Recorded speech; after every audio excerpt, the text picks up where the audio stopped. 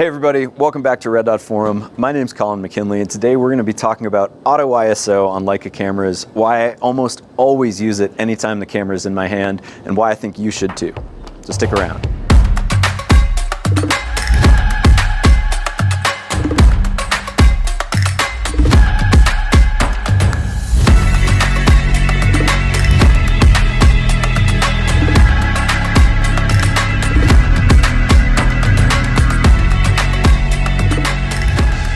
So there's a common misconception these days that if you're a professional photographer, you're shooting in full manual mode all the time.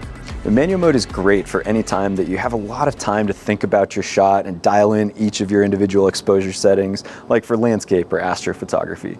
But for most travel, street photography, or anything where you have the camera in your hands and you're experiencing variable lighting conditions, you might be setting yourself up for failure.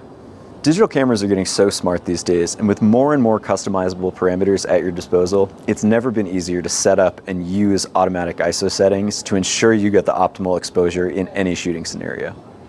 Now, it's important to remember that what we're really concerned about here is results. As my colleague David puts it, you don't get bonus points for making it more difficult. In other words, your pictures don't become better because you shot them in full manual mode.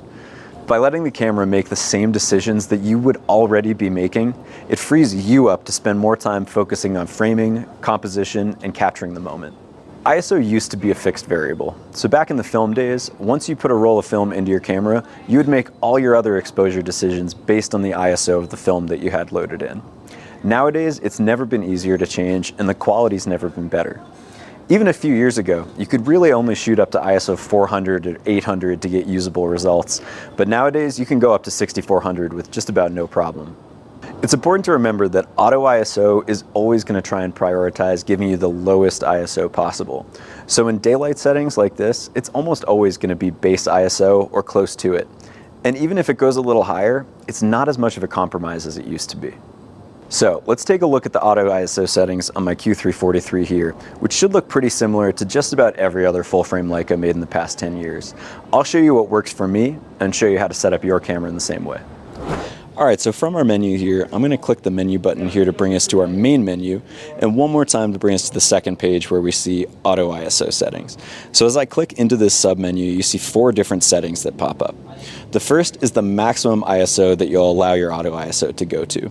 By default it's set to 6400, but you might choose to lower it to 3200, 1600, or maybe even 800 depending on how comfortable you are with your ISO getting up there. For me, I generally set it around 3200.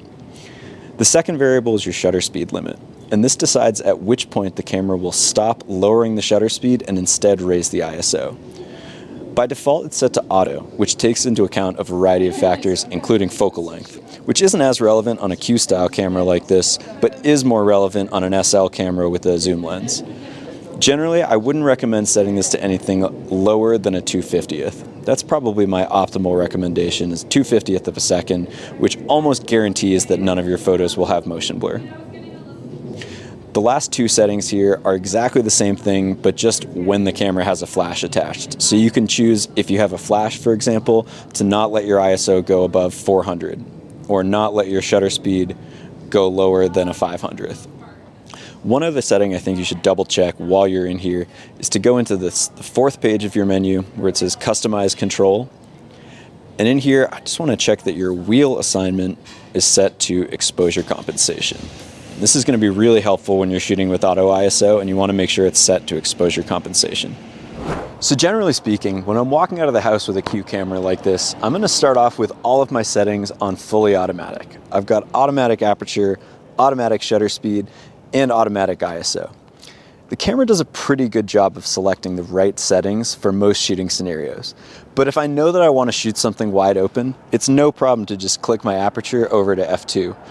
Or if I want more depth of field to show a whole scene in focus, I can just stop down to f8 or f11. Likewise, if I know I want to freeze motion, I'll just click my shutter speed over to 1,000th of a second. Or if I want to blur motion, I'll set it to maybe a 15th or a 30th. This way, I can have specific control over the settings that I want to control and let the camera figure out the rest of it so that I can focus on the important thing, which is capturing the moment.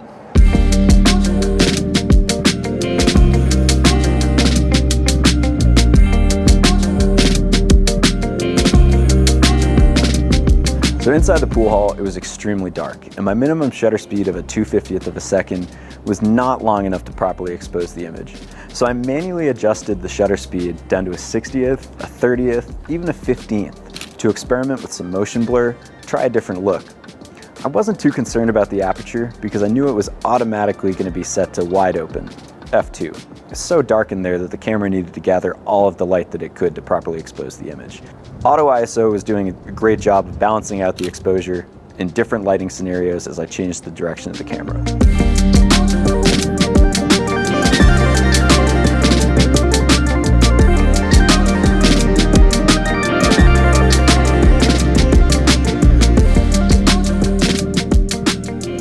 So I really like this sign up here. I think it's kind of an interesting scene with all of this twinkly stuff in the foreground here.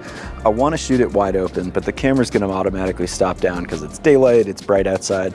So I'm just going to manually override to f2.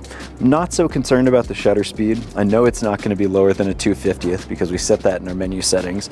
I'm just going to use the exposure compensation to balance out the exposure, which is really just going to change the ISO.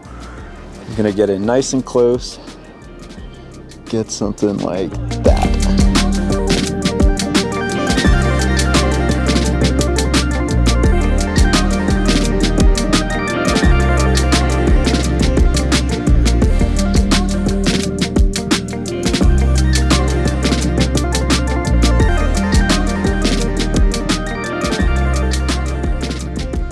So I really like these little cacti here, and I think they could make a really interesting macro shot. So I'm going to get nice and close here, switch it over into macro mode, and as I line up my shot, I notice that automatically the camera's shooting wide open because we're indoors.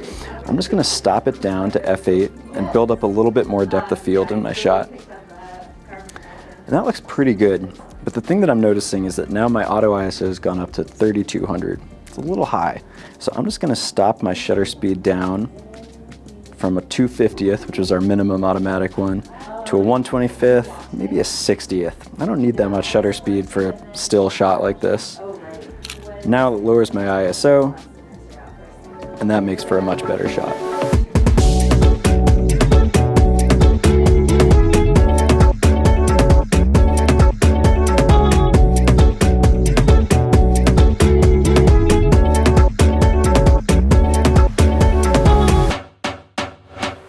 Thanks for joining us.